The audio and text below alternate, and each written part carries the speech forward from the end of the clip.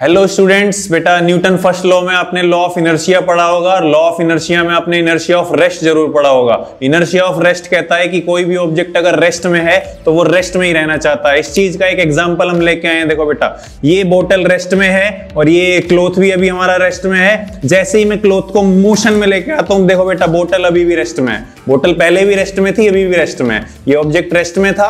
Law of inertia कहता है कि रेस्ट में ही रहना चाहता है। Thank you.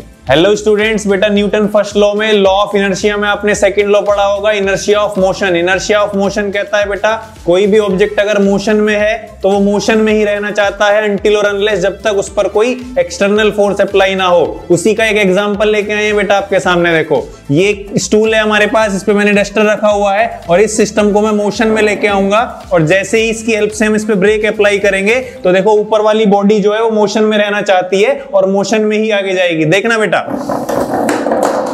देखा बेटा डस्टर आगे गया, डस्टर मोशन में था, ये सिस्टम मोशन में था। स्टूल से जैसे ही ब्रेक अप्लाई किए डस्टर मोशन में गया आगे, वो मोशन में ही रहना चाहता है। ये होता है बेटा इनर्शिया ऑफ मोशन। इसके एग्जांपल्स आप डेली लाइफ में भी देखते हो, जैसे बस वगैरह में हम बैठे हैं और एकदम से ड्राइवर ब्रेक अप्लाई करे तो हम आगे की तरफ जाते हैं। दैट इज बेटा inertia of motion. Thank you.